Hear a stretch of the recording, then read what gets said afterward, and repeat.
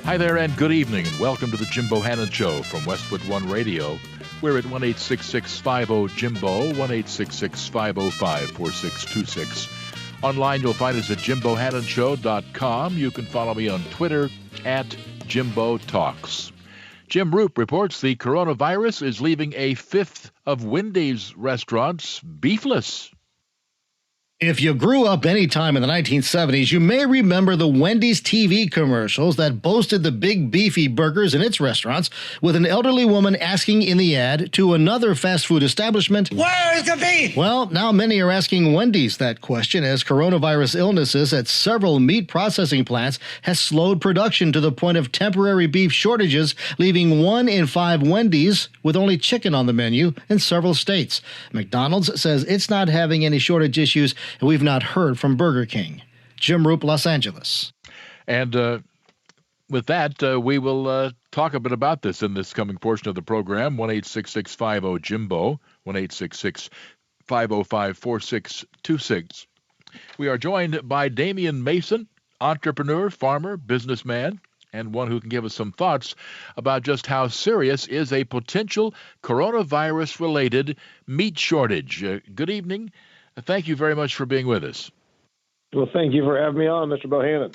All right, let's start off with just how serious this is long-term. Okay, there are short-term problems. Do you see it as a long-term problem? I see it as a longer-term problem than the average consumer does, and I'll tell you why. The average consumer thinks, okay, we went through this with toilet paper. There was panic buying, and there were these brief shortages. The thing is, we are doing greater damage to our supply chain in the business of agriculture. And I mean that by we are euthanizing animals at the very front end because there's nowhere for them to be processed. As tragic as this is, we've got folks out here that want burgers and pork chops and bacon. And then on the farm side, there's nowhere to be processed because coronavirus illness has shut down many of the meat processing facilities. If you kill a calf today, or worse yet, if you don't have, and it's not happening much on beef, but if you don't have a calf today, there is no burger 16 months from now. So we are going to have longer term issues than most people realize. Now, is it just going to be beef? I understand that in some places other meats may be involved. Beef will be less affected than pork. So, Jim, what we got here is on the pork side, again, the coronavirus illness among meat processing workers forced the big meat processing companies to shut down the plants. And if the plants can't run, you can't take a live animal in there and then turn it into burgers and chicken breasts and pork chops. So pork is the most impacted. In fact, it's really drastically impacted because that's where we're euthanizing animals on the front end. Again, as tragic as this is, I know farmers right now and that are being forced to euthanize animals that could become pork chops. So on the beef side, there's a little bit more of an ability to hold back. Pork, not so much, and I can get into that a little bit later on. So the beef side is going to be more impacted because if you opt to not, say 1 month ago, have a calf because you said there's no market here, I'm just going to get rid of the cow and not even bother breeding her and having calves, that puts a long-term problem 1 year, 2 years, 3 years down the road. It takes 9 months to go from an inseminated cow to a calf coming out, same gestation as a human. Then it takes 16 months from that calf to become cheeseburger. So you're talking about a very long horizon on this, and it's going to be very problematic down the road because of the destruction of supply. In that regard, is there any way that we could have seen this coming and avoided it? For example, we've talked about some problems we've had. We could have maintained our stockpiles of things like facial masks and this sort of thing, but we didn't. Was there any point here where we could say, I told you that was the wrong move? In other words, looking back. Yeah, it's not productive to do that unless you think you can correct a mistake. The first obvious answer, Mr. Bohannon, is people would say, well, why not just have more meat in cold storage? I've heard that a lot from the non-agricultural people. You know, I'm an ag guy. I'm a farm boy. I'm a farm owner. I've got a degree in agricultural economics. I've been around this my whole life. It strikes you that a lot of things that I just know from being around it are not certainly in the vernacular or in the common person's way of thinking. We had about 12 days of cold storage of product. That doesn't go very far. We started shutting down plants clear back in March on this. So how much stuff can you have in a cold storage? You and I might have meat in our freezer, but there's a lot of folks that are in a tougher situation financially. They are not able to have $300 worth of meat in their freezer. And then from a national standpoint, how much can the government say keep subsidizing and put in there? So that gets really tricky. So what did we do wrong? We allowed 4 big companies to be in charge. That's one thing I'm seeing a lot of argument about on my social media feeds. We've got 4 companies that really control 80% of the meat processing in the United States of America. And I've heard, well, we should have not allowed that to happen. I say, well, if it was 20 companies, wouldn't we still have coronavirus in the meat processing plants? In other words, ownership didn't create the coronavirus in the meat processing plants. That's a symptom of the people that work there and how they live their lifestyle and the fact that they are working close to one another. All right, fair enough. So, in other words, we should have done more to support the family farm. Is that a fair statement to make? No, that's absolutely something that you'll hear said again and again and again on social media, and it's not accurate at all. First off, 97% of all farms are family-owned. What I'm getting at, Mr. Bohannon, is more along the lines of there's people that believe the meat processing plants being owned by 4 large companies are the problem, and I would point out that even if there was 100 companies that owned all the meat processing plants, we still have the issue of they're being shut down because the workers are contracting the infection, the virus. All right, now then, we are hearing now about Kroger, the largest supermarket chain in the U.S., expanding its purchase limits for shoppers to include chicken, in addition to pork and beef. Competitors Costco, Food Lion also cracking down on how much meat shoppers can buy at a time. Which is going to be more impacted, do you believe, the fast food market, restaurants, or grocery stores? Right now, grocery stores, because that's where most meat is being purchased at the moment. Most restaurants, as you well know, in just about every geography aren't open, even though there are a handful of states that have reopened. Then there's such restrictions on sit-down restaurants. You can only be at 25% capacity. So we don't have a lot of meat being consumed at sit-down restaurants right now. There are the fast food issues, but again, that's still mostly drive-through. So it's going to be at the grocery level. Right now, an amazing amount of meat is being consumed through the grocery channel. In general, it's only about less than half. I don't know if most of your listeners would understand that. You know that until 2 months ago, 55%, over half of our food dollars, Jim, were spent out of the home, meaning at restaurants. And it's way now on a different angle because most people are not going out, so they're consuming at home. So it'll be the grocery channel that gets that causes the most damage. In fact, supermarket meat sales are up 41% last week from a year ago. So in other words, take the same week a year ago, we're up 41% just on meat sales. Damian Mason, our guest, entrepreneurial farmer, businessman, and author of Food Fear, How Fear is Ruining Your Dinner and Why You Should Celebrate Eating, from Boy on a Bike Publishing. And we'll be back with your calls in just a moment.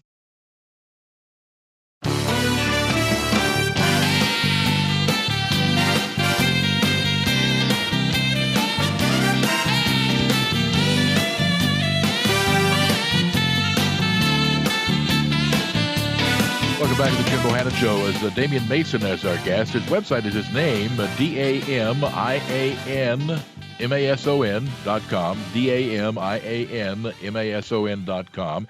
An entrepreneurial farmer, businessman, author of the book Food Fear. We'll learn more about that in a moment. Calls now, starting with Steve in Topeka, Kansas. Hello, Steve. Hi.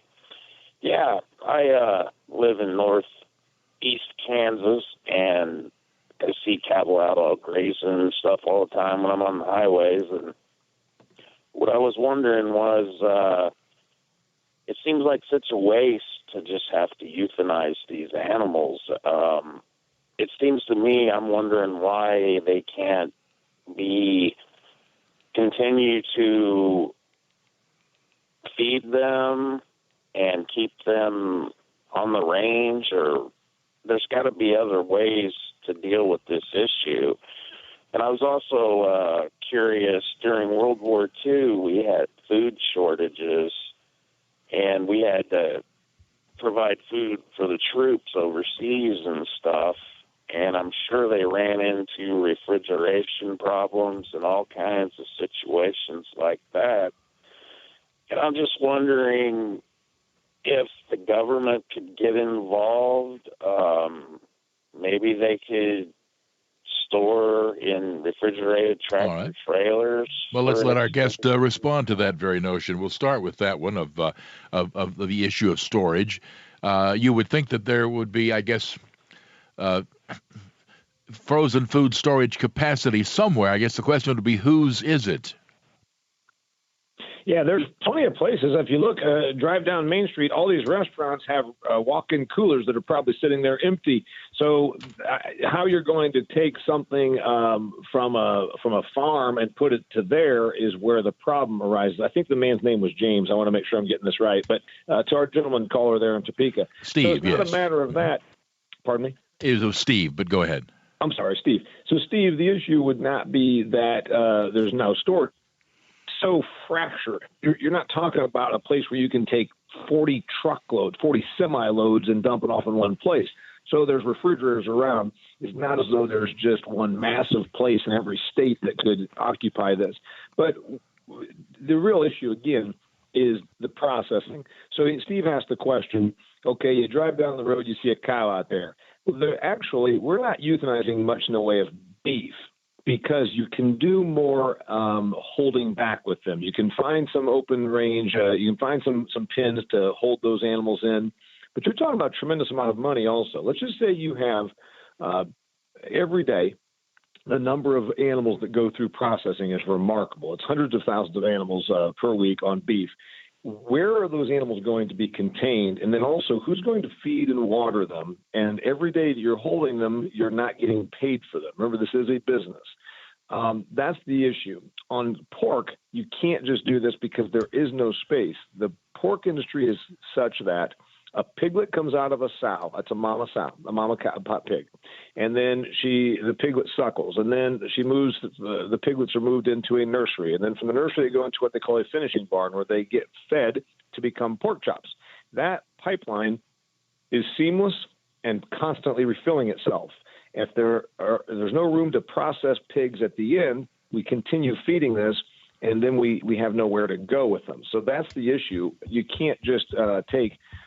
Each day in this country, we slaughter about 500,000 pigs.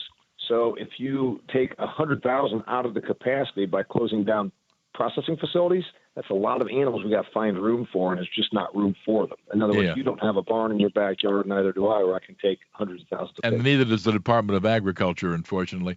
To Pat in northern Michigan next. Hello, Pat. Yeah, the Department of Agriculture is part of the problem, Jimbo. I got 13 acres up here in northern Michigan, a little over. And I raised pigs and horses and chickens for many years. And when a pig gets too big, or you get them to breeder size, they will bust whatever you put in front of them. I got 3 pigs right now running in the river basin. Probably been there for 10 years. They're probably 30 pigs by now. But my question is, with all this incineration and incendiary use of unintelligible murder of stock, why can't they just give us a simple adoption program? Okay, Damian? Well, I don't know if you're talking about that you could just go and adopt a pig. Remember, these are coming out of facilities where a farmer in, say, Iowa might have 3,000 hogs in a barn. And again, every day they're moving pigs in and out. So or is the caller requesting that somehow he's able to show up and just take a pig? The truth is, I've seen a number of my farm cohorts are doing this. They say, we're going to have to be euthanizing stuff. If you can come and pick up 2 of these, we'll give them to you at a bargain price. You can come and take them. Now, here's the thing.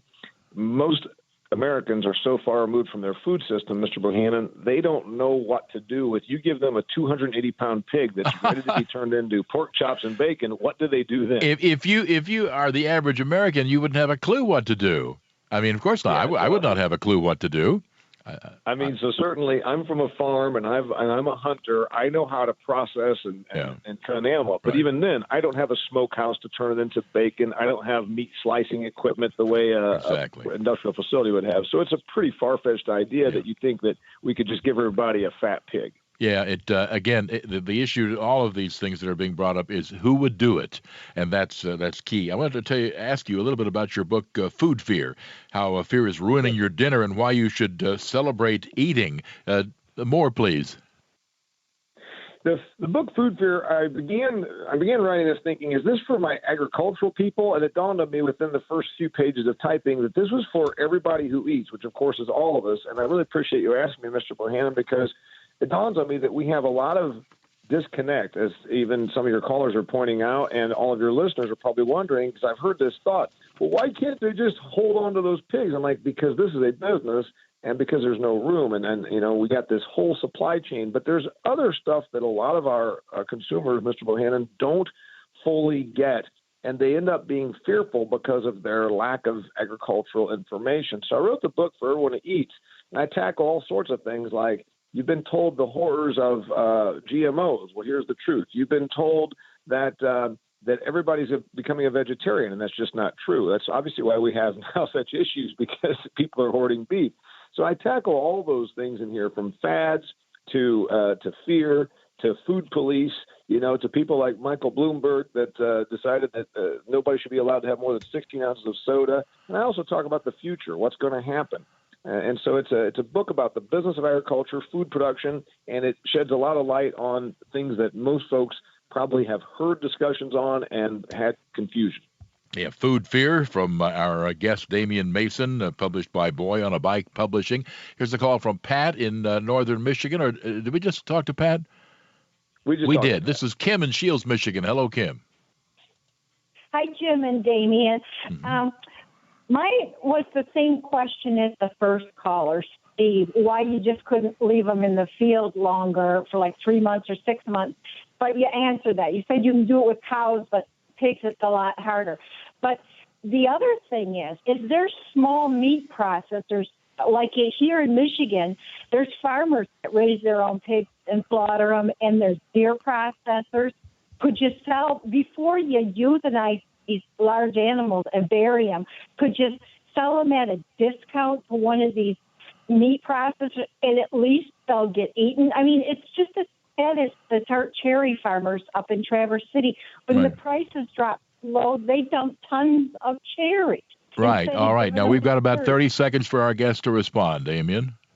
Yeah, short answer, Kim. Yes, that can happen. And here's the thing. If you called any of those local meat processors you're talking about, they probably are completely full up. The meat processor that's 3 miles from my farm in Indiana does not have an opening until the year 2021, because everyone wants to get their meat processed from him. He can't have any more room. He has no more place to go. And that's probably the story in your neighborhood also. All right, very good. That's Damian Mason. Again, he's the author of the book Food Fear from Boy on a Bike Publishing, and some thoughts about meat shortages in this country and a number of other things. And we'll talk with him a little bit off air a little later on. Back in a moment.